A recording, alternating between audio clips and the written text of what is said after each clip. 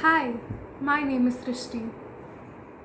Hi, I'm Rajat, and we are from the team of Lumos Veritas. Just a quick note before we start our video, we'll be using male and female to talk about sex, that is biological sex, and we'll be using the words man and woman to talk about gender. Welcome to the first video of our newest series. It's called Umbrella, Inclusion and Diversity. And we'll be talking about a lot of sociological topics when we'll be talking about our identities, about diversity, and about acceptance. So today, in today's video, we'll be talking about sex, gender, gender identity, and sexuality. What's the difference between sex, gender, gender identity, and sexual orientation? The short answer is this: sex is about your body, gender is about who you feel you are, and sexual orientation is about who you are attracted to. Now let's go a little bit deeper. Sex refers to the categories into which humans are divided at the time of birth. So people at the time of birth are classified into male, female, or intersex. And this is decided on the basis of chromosomes, on the basis of genitals, and on the basis of hormones. People are assigned as intersex when their reproductive parts, specifically genitals, don't fit into the divided categories of male or female. Why does this happen? Well, it's simple. When a male and a female have intercourse, the egg from the female combines with the sperm from the male to form a zygote. Now, a very small part of this zygote is something that we call sex chromosomes, and these are responsible for determining the sex of the child. A male has X and Y chromosomes, while a female has only X chromosomes.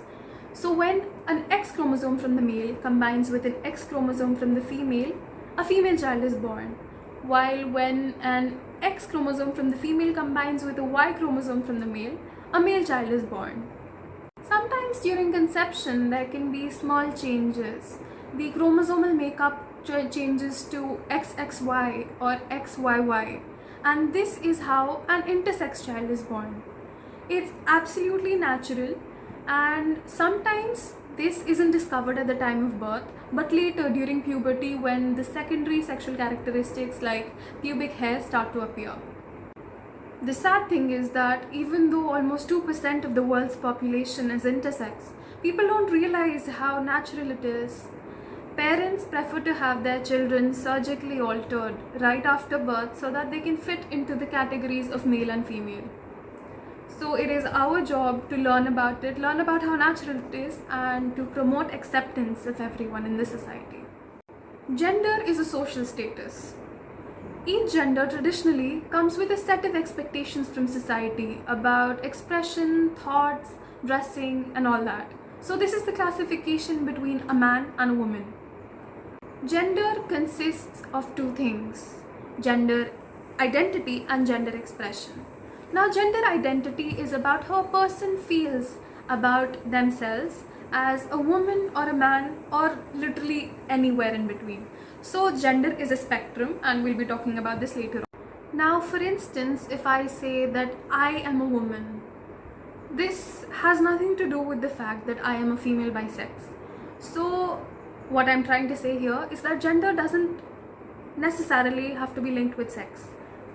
Gender expression is how a person expresses their gender identity, and this can be done through behavior, through clothes, through dressing, appearance, a lot of things like that. Typically, people born with the XX chromosomes, that is a female, will always be raised to behave as a woman, while someone with the XY chromosome, that is a male, will be raised to behave like a man. This is because our society traditionally operates in a sort of gender binary, which means that there are only two genders, a boy and a girl, and these are directly linked to being a male and female respectively. This can be very harsh for people who don't identify in the gender binary, that is, as a man or woman. But the good thing is that in the past couple of years, people have really started to explore themselves and their identities, and they are coming out to talk to the world about sex and gender and about themselves and who they feel they are. And we are here to aid the conversation too. Let's try to understand gender a little bit further. Now, most people in the world feel that they are either man or woman and that their sex is in line with their gender identity. These people are called cisgender. Now, there are other people who feel perhaps they are a masculine female or a feminine male or anything in between, and we call these people transgender. Labels like gender queer or gender variant are labels that these people choose to identify with. And there are some people who don't identify with any gender at all. It's also important to remember that everyone has a really different identity. That means that two cisgender people or two transgender people can have extremely different identities. Here I'd like to point out that transgender and intersex are two very commonly confused words.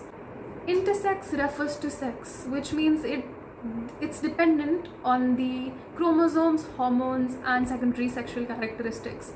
Whereas transgender refers to gender identity and is basically someone whose gender identity does not conform to their assigned sex. Now, let's come to sexual orientation. Sexual orientation is about your sexual preference or who you are physically attracted to or who you may want to have a sexual relationship with. Words like gays, lesbians, pansexual, transgenders are used to describe a person's sexual orientation. Sexuality is another commonly used term and is pretty often confused with sexual orientation.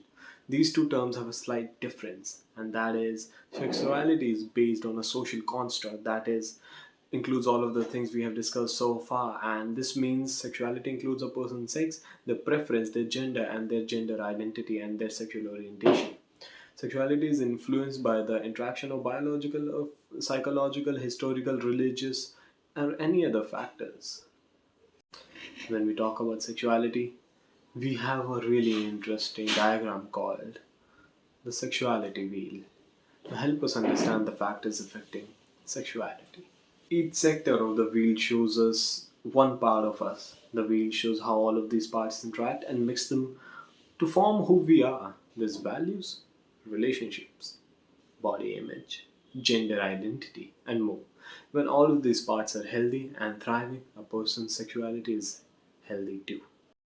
In this video, we talked about the most important words. We talked about sex, we talked about gender, gender identity, sexuality, sexual orientations, and many more. It can definitely be confusing to a normal person if you're just starting out, so don't hesitate to go back and watch any of the parts of the video you didn't understand. If you have any questions for us, leave them in the comment box down below and suggest us any other topics that you want us to talk about. Don't forget to like and comment. This has been Rajat with Shrishti from Lumos Veritas. Thank you everyone.